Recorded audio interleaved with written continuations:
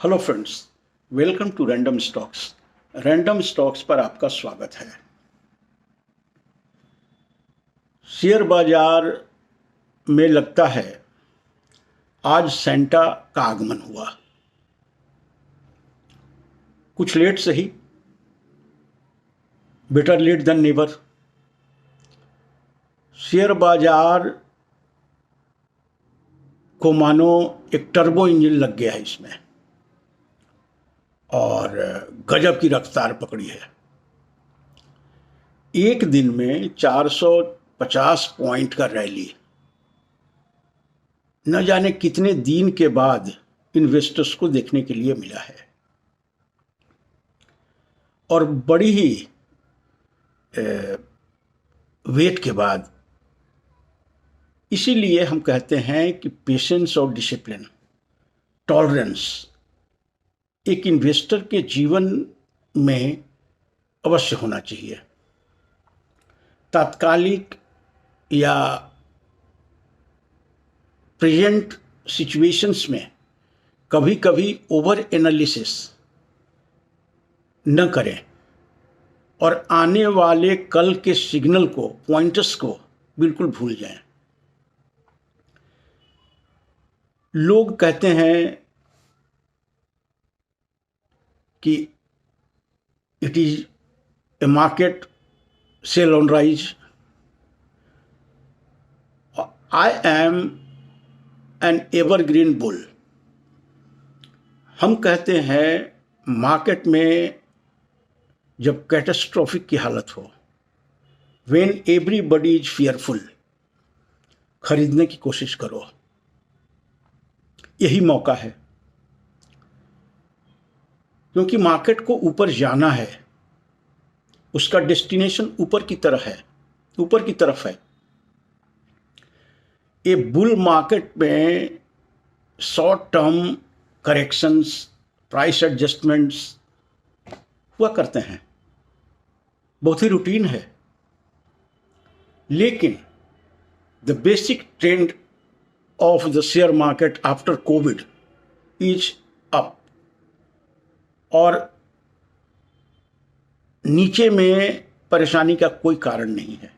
लेकिन human nature है, it flows with emotions. जब प्राइस डैमेज होता है तो दिक्कत होती है, रोना आता है। लेकिन एक जिंदगी में, दुश्वारियों में, चैलेंजिंग सिचुएशन में हौसला ही आपको उससे बाहर करेगी। और स्टॉक मार्केट में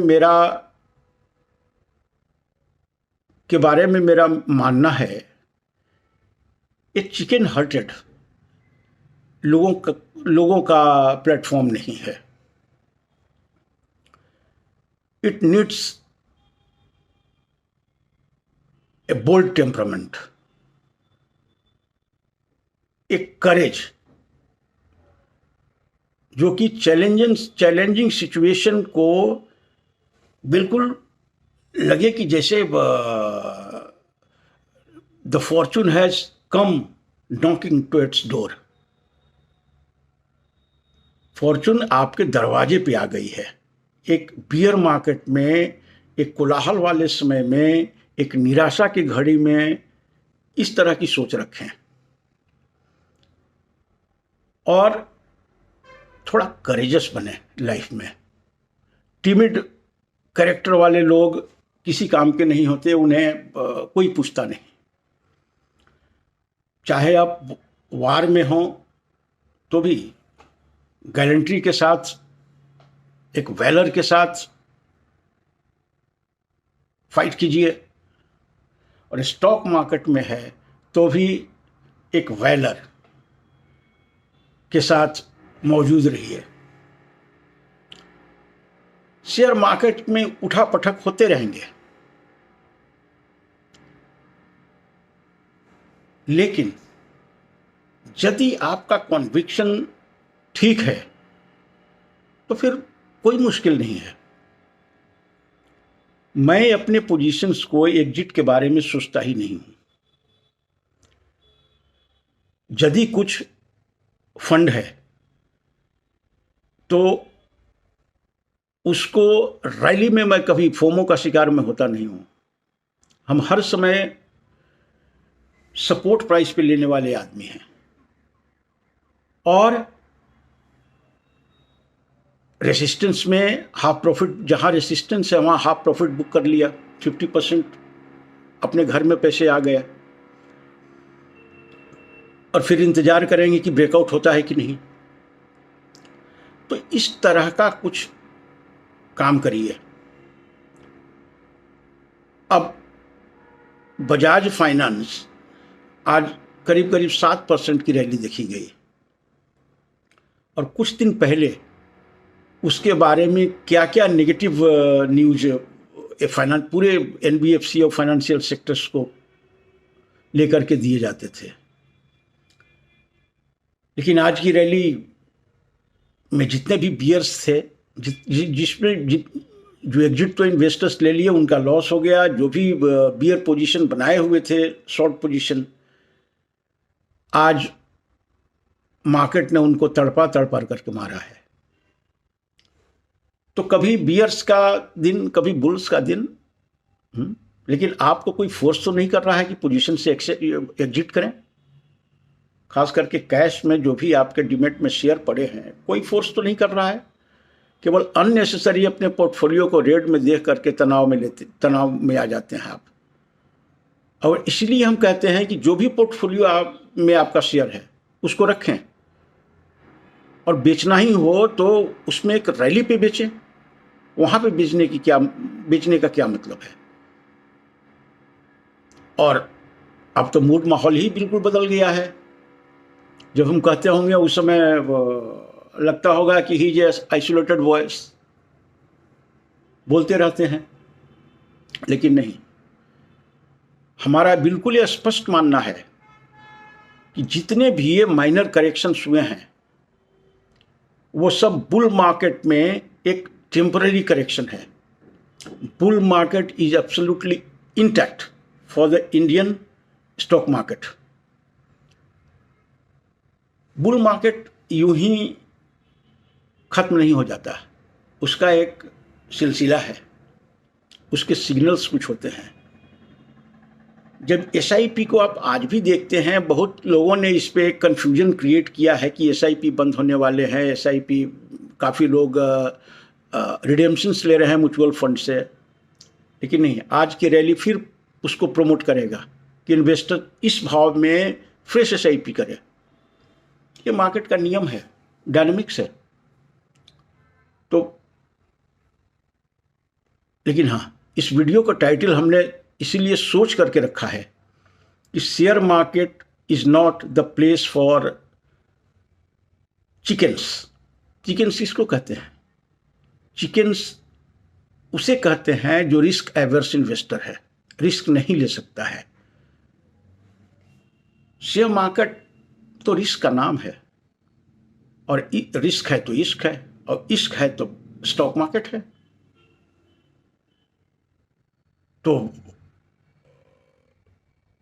शेयर मार्केट में बने रहिए, भाव नीचे जाता है ठीक है। एक स्टॉक हमने रेकमेंड किया था, आरएस सॉफ्टवेयर,